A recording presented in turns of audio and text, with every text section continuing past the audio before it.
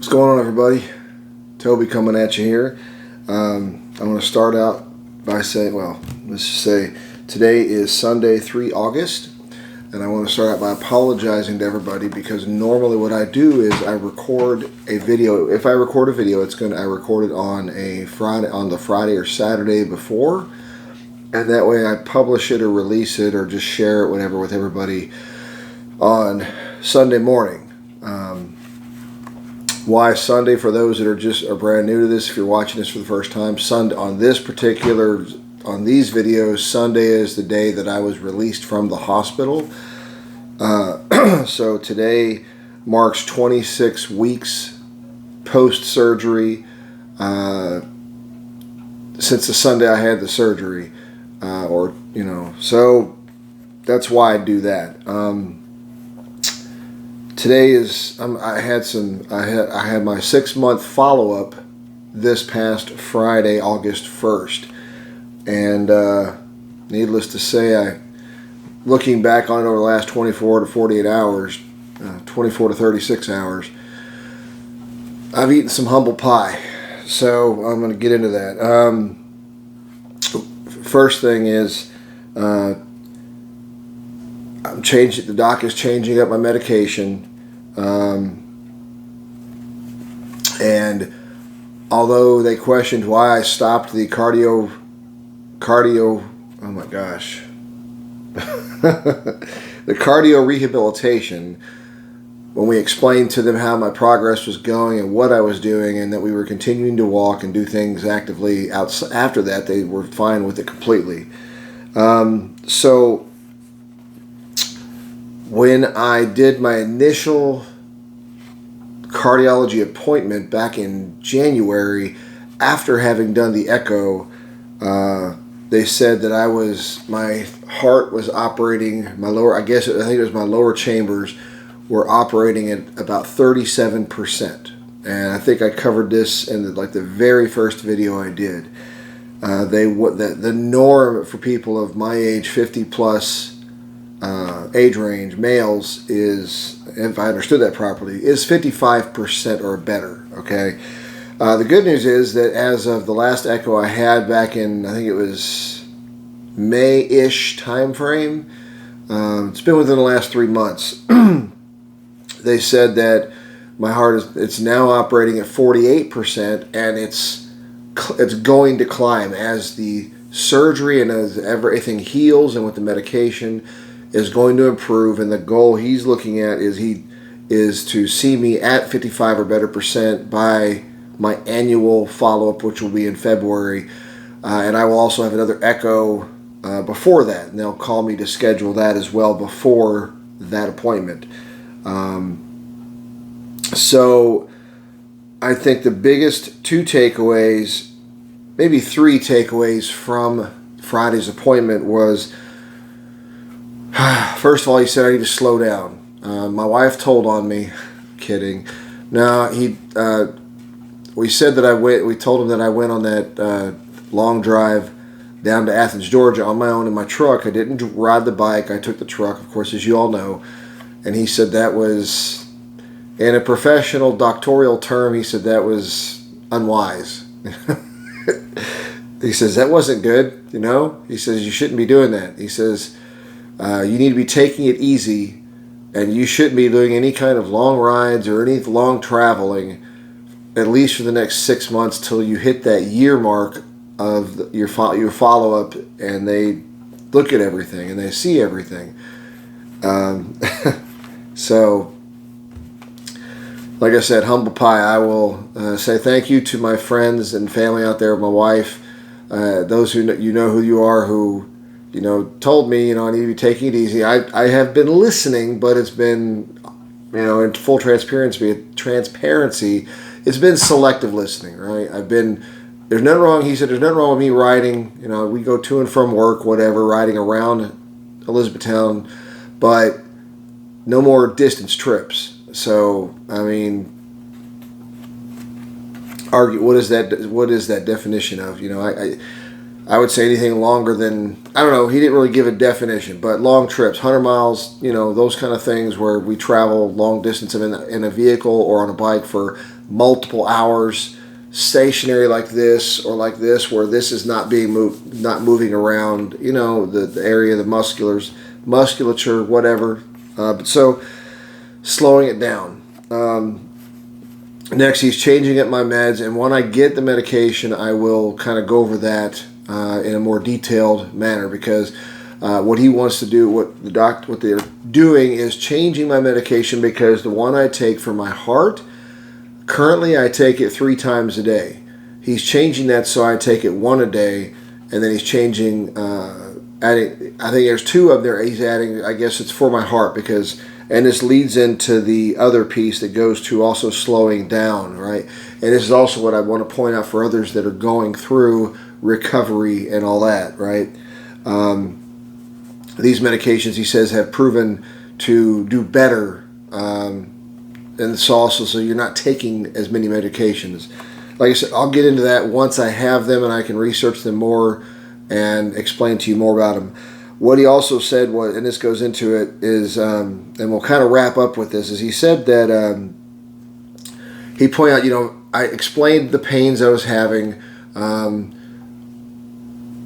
driving, working out, just in general. I told him how a specific example was when I'm driving or anything, and I turn like this, I kind of feel right through here, and I wasn't, you know, it's one thing we said I don't want to underestimate it. I don't want to be like a hypochondriac and think it's some terrible, everything's going wrong, but I also don't want to just take it, you know, write it off for nothing and let it, and it develop to be something, right? So he actually had me take off my shirt, and he has examined my scar and everything and looked at it, and he was kind of going up and down with his fingers. And he said, first of all, that the scarring is healing very nicely. He's very impressed with it. But he pointed out that, yeah, it could be, every single person is different. Nerves, skin, everything heals differently. So everybody out there, if you're feeling those things, that's arguably normal. What he said was, you have to understand both about the taking it slow and about understanding the pain or discomfort that you're going through, that I'm going through, is depending upon what you had, a triple bypass, a quadruple bypass, whatever it was, valve replacements, whatever. He explained that when they go in and do those, they only replace those 2, 3, or 4 main arteries or those valves. They're only replacing those things, right? And that's quasi-fixing that. That has to heal. But the other part of that is that there are literally hundreds, and I did research, and there are blood vessels. There's blood vessels, and then there's smaller arteries that go around your heart, whatever. Those, they are too small. They're too microscopic. They're too small for them to bypass, to graft, or to put stents in, or whatever. Just too small to repair. So they have to use the medication to clean up those particular arteries, those ones that are too small. But in some cases, that's what he said I and others may be and are feeling when it comes to that discomfort, you know, around the heart area. It doesn't mean you're having a heart attack. It doesn't mean bad or good. It's just, if you're healing and you're going through the medication process to clean up or to repair those arteries or those circulatory areas, that's what that is. And that was kind of, go figure, right?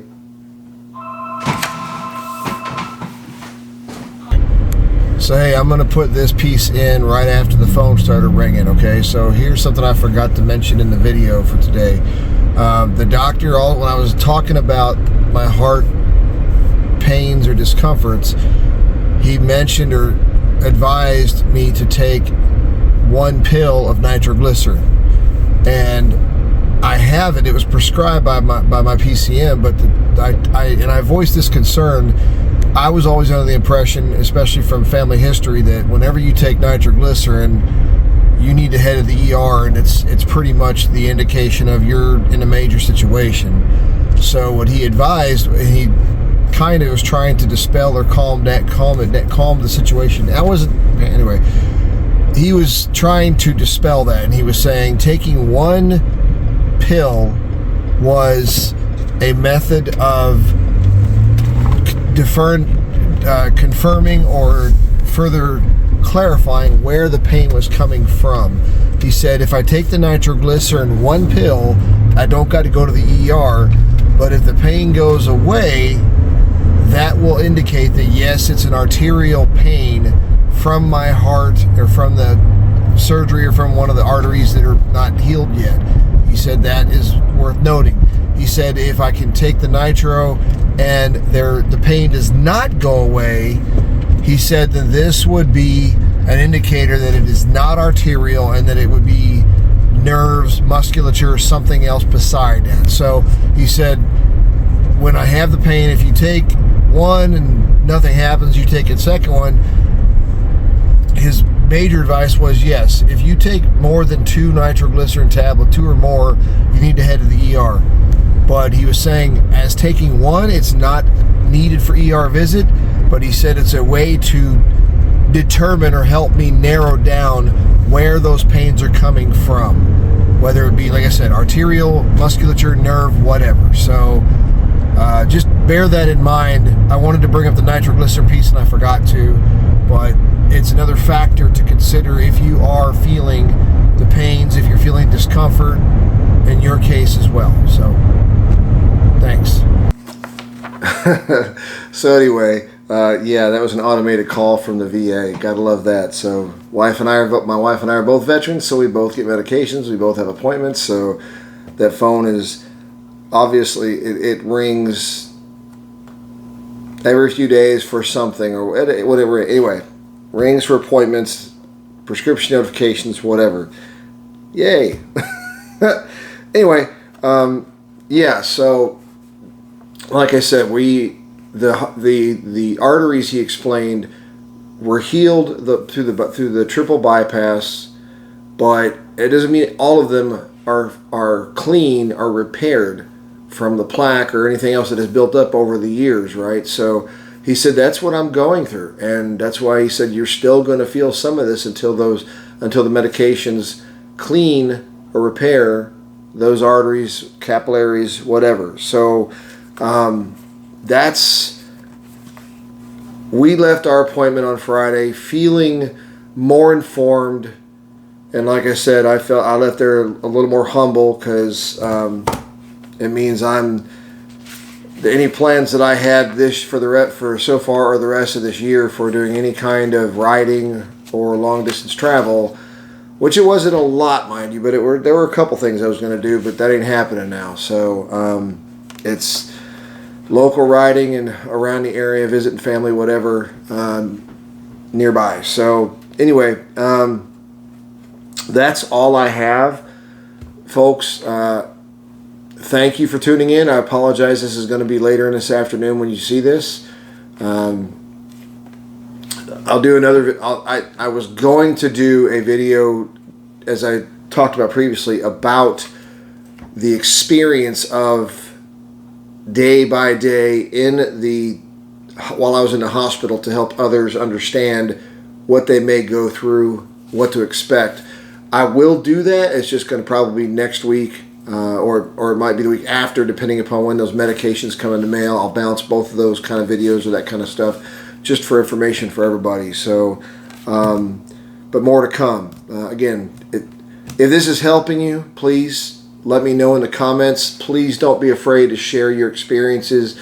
I've had a lot of people bravely, as I've said in the past, those of you who have shared your experience, your situations, thank you for doing it. I'm telling you, there are other people out there that are reading those comments and being encouraged, and they're sharing your courage, your transparency is helping other people see this and giving them, whether it's courage, whether it's steadying their nerves. I mean, I've had so many people in the comments and message me and just talk to me, say that they were scared crapless. You know, they were scared. They were nervous. We all were. I was a little bit. You're going under the knife, for crying out loud, right? But these things help. It's almost like a virtual support group, right? So anyway, love you all. Thank you so much for your comments and for all the support. Be safe out there. Until the next video, Y'all stay healthy, make good decisions, make good life choices. God bless you. Love you.